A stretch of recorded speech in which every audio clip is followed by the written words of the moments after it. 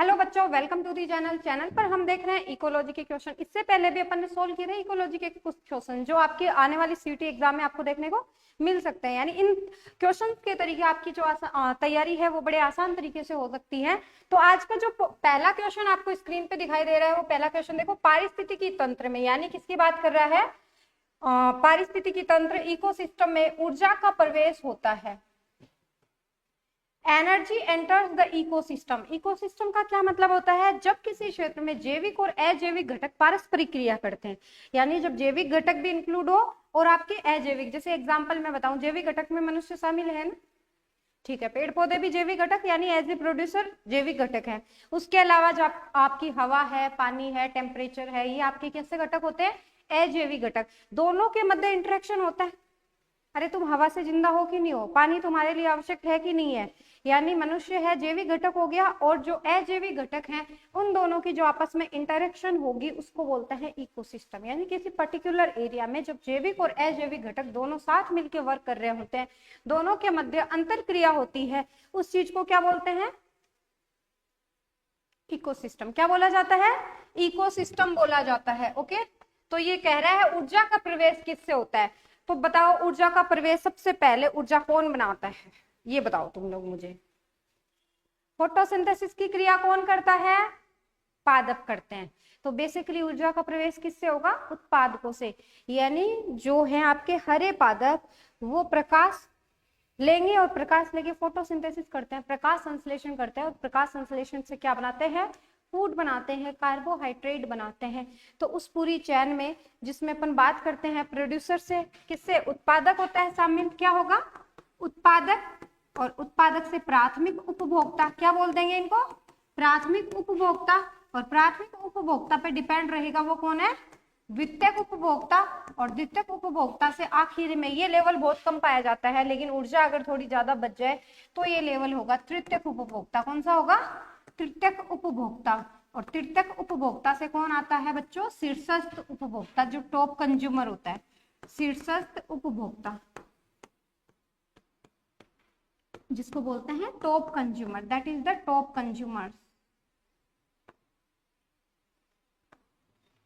ये आपका है शीर्षस्थ कंज्यूमर। ओके, तो देखो देखिए इसमें कह रहा है तो ऊर्जा किससे प्रवेश करेगी, यानी कौन से लेवल से, जो सबसे सिंपल प्रकार का है, सबसे फर्स्ट है वो कौन हो गया, पहला है शाकाहारियों द्वारा, शाकाहारी नहीं, मांसाहारियों द्वारा, उत्पादकों द्वारा, अपघटों द्वारा। किसके द्वारा होता है, उत्पादकों के द्वारा, बाय द प्रोड्यूसर। आ गई बात समझ में, यानी सबसे पहले ऊर्जा बना कौन रहा है, पूरे इकोसिस्टम में ऊर्जा का प्रवेश ही किसके द्वारा हो रहा है, उत्पादकों के द्वारा। उससे पहले किसी ने ऊर्जा बनाई नहीं, इन्होंने फोटोसिंथेसिस किया है। उत्पादक ने क्या किया, सबसे पहले प्रकाश संश्लेषण किया, और प्रकाश संश्लेषण करने के बाद में क्या बनाई है, ऊर्जा बनाई। आ गई, क्वेश्चन आपका इंपॉर्टेंट है, ध्यान रखना है थोड़ा सा। दूसरा क्वेश्चन देखते हैं, क्वेश्चन नंबर 2 जो आपको स्क्रीन पे दिखाई दे रहा है वो है, यदि हम किसी पारिस्थितिकी तंत्र से अपघटकों को पूर्णतया हटा देते हैं, किसको हटा दे, पारिस्थितिकी तंत्र से अपघटकों को हटा दे, ध्यान देना है, तो इसके कार्य पर प्रतिकूल प्रभाव पड़ता है। क्यों प्रभाव पड़ेगा, कह रहा है यदि हम किसी पारिस्थितिकी तंत्र से अपघटक, अपघटक होते हैं डीकंपोजर्स, कौन होते हैं, डीकंपोजर्स, जैसे आपके बैक्टीरिया वगैरह है ना, सड़ी गड़ी चीज को क्या करेंगे, उसको वहां से नष्ट कर देते हैं। तुम लोग देखते हो मरे हुए जानवर होते हैं, आखिर में फिर पूरी तरह से मिट्टी में मिल जाते हैं, उनको मिट्टी में मिलाने का काम कौन करते हैं, अपघटनकारी। कौन करेंगे, जिनको डीकंपोजर्स बोला जाता है। ओके, आ गई बात समझ में। तो ये कह रहा है पूरी जिस पारिस्थितिकी तंत्र से अपघटक को हटा दो, किसको हटा दो, अपघटक को, तो क्या फर्क पड़ेगा। तो देखो, शाकाहारी सौर ऊर्जा प्राप्त नहीं करेंगे, यहाँ इसका कोई रोल नहीं है, खनिज चक्रण बंद हो जाएगा, अपघटन की दर बहुत उच्च होगी, यानी the rate of decomposition will be very high. जब इनको तो हटा ही रहे तो रेट हाई होगी क्या, डिकम्पोजर्स को तो अपन, अपघटनकारी को तो हटा ही रहे तो रेट हाई होने की कोई, यानी ये तो बिल्कुल ही ऐसे ही गलत लग रहा है। और ऊर्जा प्रवाह रुक जाएगा, एनर्जी फ्लो विल स्टॉप, इसका भी कोई सेंस नहीं है। क्या क्या समझते हो तुम, अपघटनकारी क्यों पाए जाते हैं, बेसिकली किसी मरी हुई चीज को मिट्टी में मिलाने का क्या तात्पर्य है, क्यों मिला रहे हैं उसको मिट्टी में? दिमाग लगाओ। देखिए, सबसे पहले उत्पादकों ने क्या किया, खाना बनाया। ओके, फोटोसिंथेसिस किया, खाना बनाया, कार्बोहाइड्रेट बनाया, दैट मीन्स कि शुगर बनाई। क्या बनाई? शुगर बनाई। ओके, उसको इंटेक किया प्राथमिक उपभोक्ता ने। किसने खाया? प्राथमिक उपभोक्ता ने खाया। प्राथमिक उपभोक्ता ने खा लिया, और प्राथमिक उपभोक्ता पर डिपेंड कौन है? द्वितीयक उपभोक्ता। कौन डिपेंड है? द्वितीयक उपभोक्ता। उसने खाया, ऊर्जा उसमें चली गई द्वितीयक उपभोक्ता से, फिर लास्ट में तृतीयक ने, शीर्षस्थ ने खाया। दैट मीन्स अब क्या हो रहा है, मर गया वो जीव। शीर्षस्थ उपभोक्ता ने खा लिया और शीर्षस्थ उपभोक्ता मर गया, ऐसे मानो। मरने के बाद में मिट्टी में मिल गया वो, तो बैक्टीरिया वगैरह, कुछ कवक वगैरह, वो क्या कर दे, अपघटनकारी कहलाते हैं। क्या कहलाते हैं? उसको मिट्टी में मिला देंगे। मिट्टी में क्यों मिलाएंगे? अब उसके जो पोषण तो बचे हैं शरीर में, न्यूट्रिएंट है, वो न्यूट्रिएंट वेस्ट ना हो और वापस किस में मिल जाए? मिट्टी में मिल जाए। तो एक तरह से चक्रण हो रहा है कि नहीं हो रहा? पौधा किस में उगा है? मिट्टी में। मिट्टी से क्या लिया उसने? पोषण लिया, और पोषण लेने के बाद में सूर्य की लाइट मिली उसको, तो उसने फोटोसिंथेसिस किया। क्या किया? यानी बेसिकली वो डिपेंड किस पे है? मिट्टी पे, न्यूट्रिएंट के लिए, पोषण के लिए। और आखिरकार भी वो अपने न्यूट्रिएंट किस में मिला रहा है? तो एक साइकिल चला कि नहीं, एक चक्रण चला कि नहीं, बताओ? चक्रण चला है। इसका मतलब अपघटनकारी अगर नहीं होंगे, इस स्टेज को हटा देंगे अपन, तो क्या होगा बताओ तुम लोग? आंसर अब कर लोगे खुद, क्या हो जाएगा? खनिज चक्रण बंद हो जाएगा। आ गया क्या सबको समझ में? ये वाली बात आ गई समझ में? यानी उत्तर क्या हो जाएगा इसका? खनिज चक्रण बंद हो जाएगा। ठीक है, देख लेते हैं अगला जो 3 नंबर क्वेश्चन है, वो आपको क्या कह रहा है। एक एक शब्द को अच्छे से पढ़ना है। किसी पारिस्थितिकी तंत्र में, किसकी बात कर रहा है? इकोसिस्टम की। पारिस्थितिकी तंत्र को बने रहने के लिए न्यूनतम कितने घटकों की आवश्यकता होती है? कह रहा है किसी भी पारिस्थितिकी तंत्र को बने रखने के लिए न्यूनतम कितने घटक चाहिए? What is the minimum number of component required for an ecosystem to sustain itself? उत्पादक और प्राथमिक उपभोक्ता, दूसरा है उत्पादक और अपघटक, तीसरा है प्राथमिक उपभोक्ता और अपघटक, चौथा है प्राथमिक और द्वितीयक उपभोक्ता। बताओ कितने चाहिए? मैक्सिमम इसको कह रहा है मिनिमम कितने चाहिए, क्या होने चाहिए? दिमाग लगाओ। अभी जो बात बताई थी मैंने, बीच के स्तर गायब हो सकते हैं, कोई फर्क नहीं पड़ेगा। सबसे पहले उत्पादक तो चाहिए ही चाहिए। ऊर्जा को मेंटेन करने के लिए क्या चाहिए? उत्पादक, और उसको नष्ट करने के लिए अपघटक। तो उत्पादक और अपघटक मिनिमम तो 2 चाहिए ही चाहिए। आगे बात समझ में? यानी ये वाला जो आंसर नंबर सेकंड है, वो is the option number second is the right one. यानी एक तो क्या होना, उत्पादक होना ही होना। अरे उत्पादक नहीं होगा तो ऊर्जा कैसे बनेगी भाई? उत्पादक होगा तभी तो फोटोसिंथेसिस की प्रोसेस होगी और एनर्जी बनेगी, कार्बोहाइड्रेट बनेगा और उससे एटीपी बनेगी। वो कब बनेगी? जब उत्पादक होगा। और उत्पादक जब मरेगा तो उसको अपघटन करने के लिए अपघटनकारी तो चाहिए ही चाहिए। बीच के स्तर तो चलो ना हो तो भी एक बार ये 2 स्तर तो कंपलसरी है ही है। That is the essential part of ecosystem. आ गई क्या बात समझ में? चले आगे, तो आंसर क्या हो जाएगा? Producer and decomposers.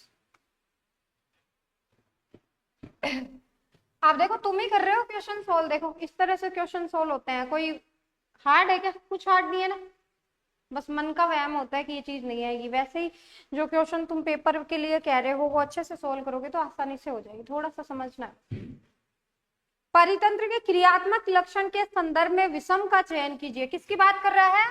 विषम की बात कर रहा है। और किसके संबंध में? पारितंत्र, इकोसिस्टम। और इकोसिस्टम में कौन शामिल होता है? मैंने बताया कौन शामिल है इकोसिस्टम में? जैविक और अजैविक घटक। कौन से घटक है? जैविक घटक, और दूसरा क्या हो गया? अजैविक घटक। जैविक घटक में क्या क्या शामिल है बता दो, फटाफट से बताओ। जैविक घटक में उत्पादक हो गया, कौन हो गया? उत्पादक। उसके बाद कौन हो गया? प्राथमिक उपभोक्ता। बोलो देखिए, फिर क्या हो गया? द्वितीयक उपभोक्ता। उसके बाद क्या हो गया? तृतीयक उपभोक्ता। और उसके बाद क्या हो गया? शीर्षस्थ उपभोक्ता। अजैविक घटक में कौन शामिल है?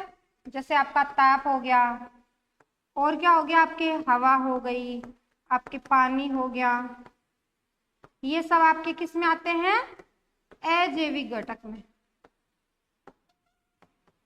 बेसिकली जो मैन है, इन दोनों के मध्य जो अंतर क्रिया होती है वो क्या कहलाता है? इकोसिस्टम। क्या कहलाएगा? इकोसिस्टम कहलाएगा। अब ये कह रहे विषम का चयन करो, इसमें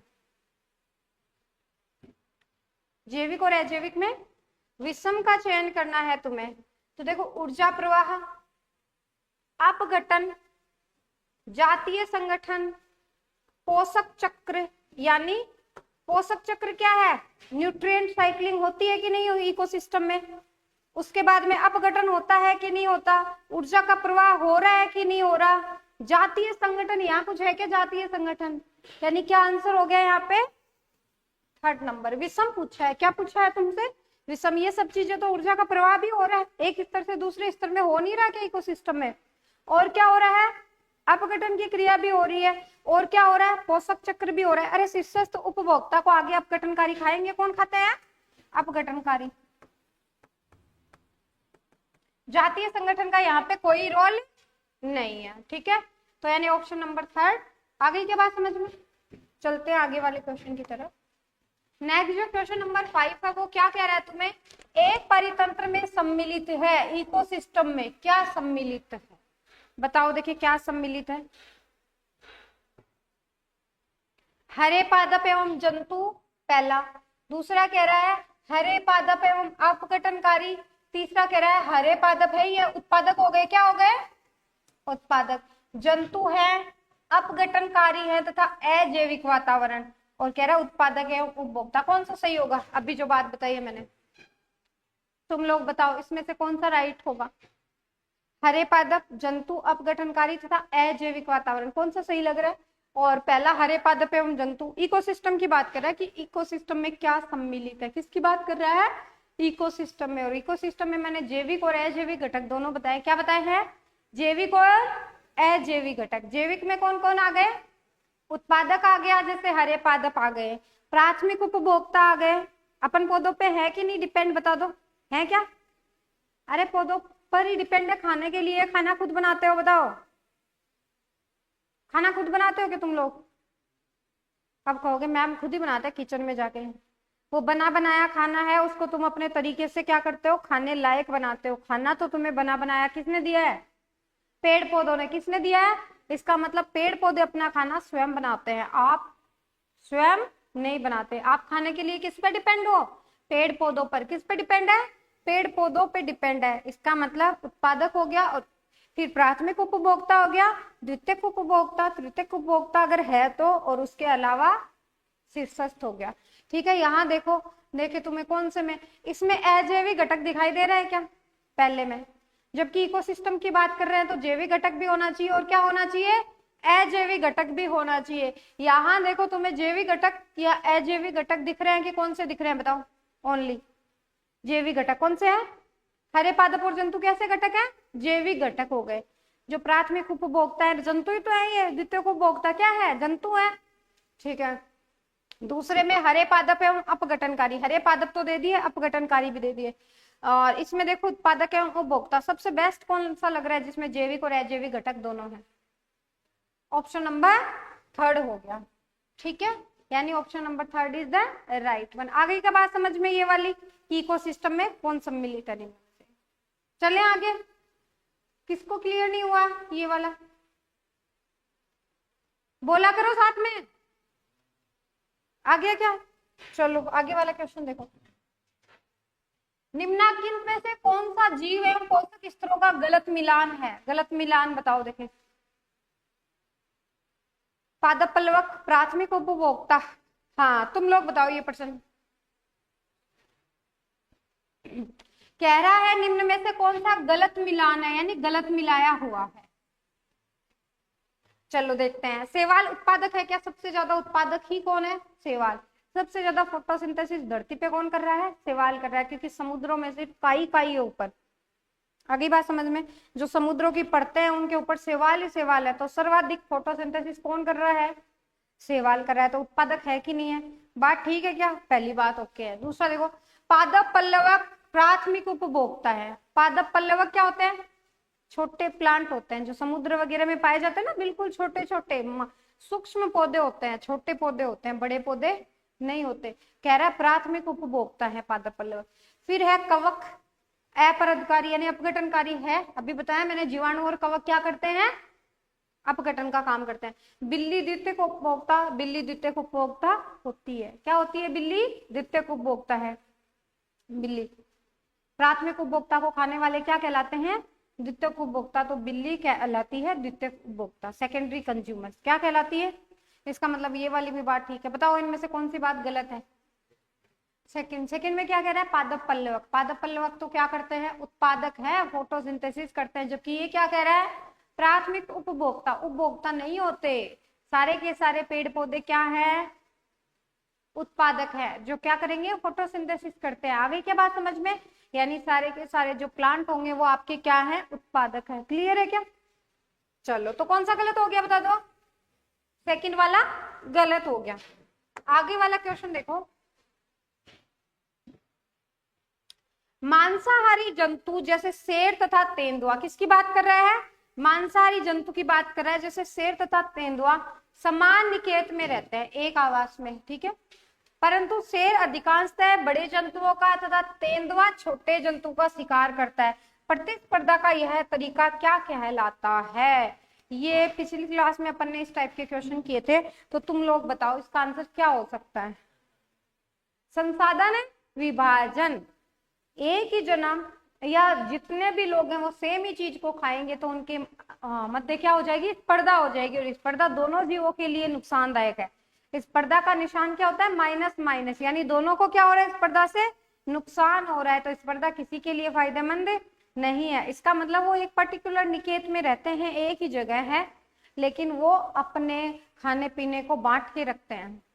जैसे मान लो कि अपन, मैंने बताया था एग्जाम्पल, सारे की सारे रोटी खाएंगे तो रोटी की कमी आ जाएगी। इसका मतलब अलग अलग तरीके हैं खाना खाने के, तो इसका मतलब पूरा संसाधन विभाजन हो रखा है। तो इसका आंसर क्या हो जाएगा, संसाधन विभाजन। विभाजन करके वो अपने आप को मेंटेन रखते हैं ताकि उसमें कंपटीशन ना रहे। अगला देखो, नीचे दिए गए संबंधों में से कौन सा सहभोजिता का उदाहरण नहीं है। सहभोजिता का, सहभोजिता का मतलब क्या है, कॉमन क्या है सहभोजिता, किसी को भी नुकसान है नहीं हो रहा, साथ साथ रह रहे हैं। क्या होता है इसका मतलब, कॉमन सेलिज्म क्या है, और कॉमन सेलिज्म का निशान क्या आता है, +0। क्या आता है, +0। एक को फायदा, दोनों साथ साथ रह रहे हैं, एक को फायदा पहुंच रहा है पर एक को कोई फर्क नहीं पड़ रहा। 0 आगे इसका मतलब उसको कोई भी फर्क नहीं पड़ रहा है। तो इसमें देखो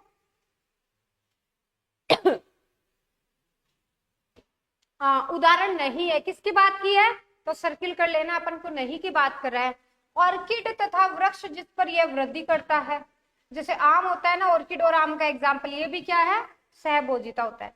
मवेशी, इरगिट तथा चढ़ने वाले पशु, ओके, ये भी क्या करते हैं, सहभोजिता। समुद्री एनिमोन तथा क्लाउन मछली, ये भी सहभोजिता दर्शाते हैं। एक को फायदा हो रहा है, एक को कोई फर्क नहीं पड़ रहा। इनके जो संबंध है वो सहभोजी प्रकार के हैं। किस प्रकार के हैं, तो ये संबंध तुम्हें याद रखने हैं। संबंध क्या करने हैं, तुम्हें याद रखने हैं अच्छे से। ऑर्किड तथा आम का जो है वो भी किस में आएगा, सहभोजिता में। मवेशी, इरगिट तथा चढ़ने वाले पशु, ये भी किस में आता है। और समुद्री एनिमोन तथा क्लाउन मछली का जो एग्जाम्पल है वो भी किसमें शामिल है, इसमें नहीं की बात की है। तो मादा वैस्प, मादा वैस्प कीट होता है ये, तथा अंजीर प्रजाति, इनका किसमें नहीं आता, सहभोजिता में नहीं आता।